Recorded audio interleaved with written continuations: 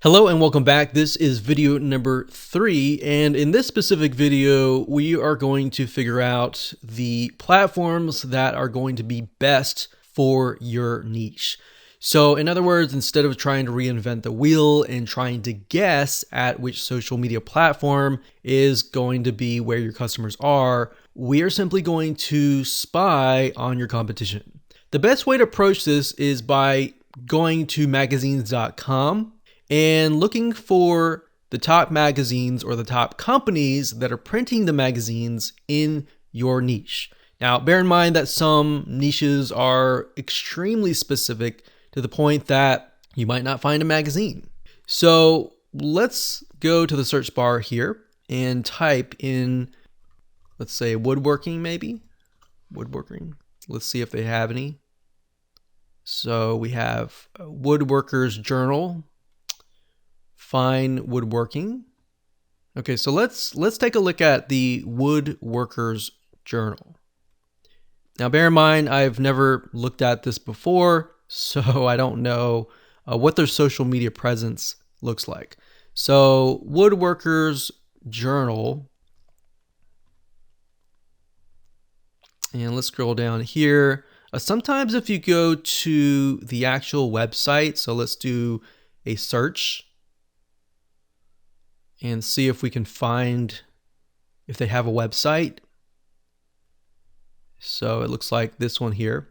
So you can see off the bat that they already have YouTube. So Woodworkers Journal, they have YouTube here. They have Facebook. So sometimes you can simply go to Google and type in the name of the company, and you will find everything that you need to find. So if we go here, this is their actual website, and a lot of times, and most of the time, you'll actually find the social media links on the website itself. So for example, here we see Facebook, Twitter, we see Pinterest. That's just an RSS feed. They have YouTube and they have Instagram. So step number 1, find the company in your niche. So if you're into woodworking and that happens to be your niche, then I would take a look at this company here. So we can see that they are using Twitter, Pinterest, Instagram, YouTube, and Facebook. They're not using LinkedIn, right? Because they are in the kind of DIY niche and somewhat of an artistic creative niche, they're using Pinterest, which makes sense. So we can see here that the types of images that they're using. So they have a lot of images here. They're using Twitter as well. And what you want to do right now is to look and see how engaging they are and the customers and the prospects that are following them, how interactive are they as well on that platform. So Twitter, a lot of times, especially for creative niches, you may not see as a lot of comments. So this one you can see there's 2, there's 5 likes, there's 5 likes. So not a whole lot of engagement, but having a platform like this would be good. So if we were to take a look at, let's say YouTube, for example. So if we go here and we scroll down, we can see they have 165K subscribers. I'm going to just mute my computer here so we don't have to hear the audio. So if we take a look at one of these videos, and we'll just pause this video and scroll down. Remember, we're looking for engagement. So in this video, we see that this one has about 6 comments. And if we go back over here and maybe go under videos, and what I would do here is I would sort by the most popular because I want to see how engaged people are. So we're going to click this here. And we can see that this one has about 8,200 likes, 530 dislikes. And it doesn't matter dislikes, we're just looking for engagement here. So we see a good amount of comments and engagement on YouTube. Whereas on Twitter, if you notice, there's not a lot of engagement at all. So that tells us in this case that we need to focus our attention on YouTube and focus our time on YouTube.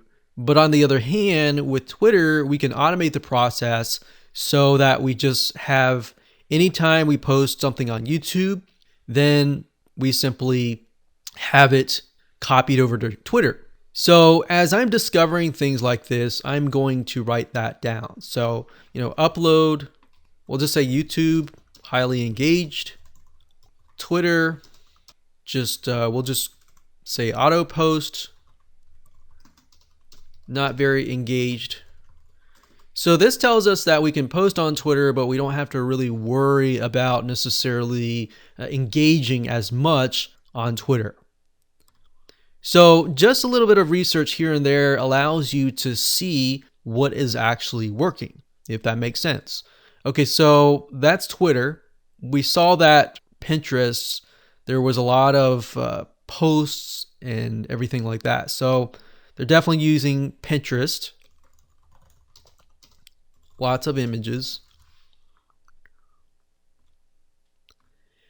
And then in terms of Instagram, they have about 8,000 followers. So as you saw with YouTube, they had 162 subscribers.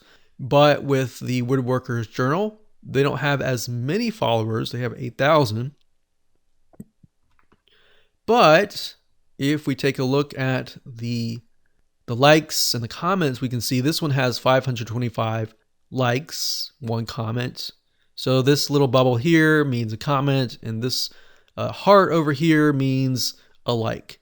So if you just put your mouse over it to kind of get an idea of the engagement level. So even though people don't comment, as long as they like certain things, that tells me that there's a high engagement. So this one has 2,687. I have no idea why, but this obviously seems to be something that is resonating with people. So as you go through here, you can actually jot things down to get some ideas about what is actually working. So you can see that they posted certain things that are not getting as many likes, and that gives you a better idea of what you can actually focus on. So let's just write that down. Instagram. There's about a medium amount of engagement. So YouTube obviously is getting a lot more engagement, whereas Instagram is getting a little bit, but not a whole lot. Okay, so now we have Facebook here. So for this one, it says Facebook. We have 103,000 people that are following. Now, we would automatically assume that Facebook should get a high engagement, but we don't know until we take a look. So we can see that this post here was posted about a half a month ago, and it has about 4 comments. Now, if we scroll down further, they have videos, they have posts. Let's see here, 2 shares, 24 likes, 1 comment, 17 shares, 21 likes, and 2 comments. So what's surprising to me is this is showing me that Facebook actually has less engagement than Instagram. So Facebook is here, but it has less engagement. So if I were to sort this from high to low engagement, I would have YouTube first, Twitter would definitely be last. We didn't really look at Pinterest as much, but we got Instagram, Facebook, maybe Pinterest. Now, Pinterest, we assume because it's a DIY image site that it would have a higher engagement. And that's actually typical for a lot of the creative artistic niches. We have a lot of images on Pinterest and a lot of engagement on YouTube. Instagram is to be expected, but Facebook, I would have thought that there would be more engagement on there, but I was actually wrong. So this is why you can never assume anything. You have to do a little bit of research. So what I recommend that you do now is to simply do the same thing that I've done here and do some basic research and figure out what is actually working for different authorities in your niche. So that's what I would do, and that's how to do it. And as you can see, it's not complex at all, and you didn't have to use any paid tools as well. All right, so with that said, let's move on to the next video.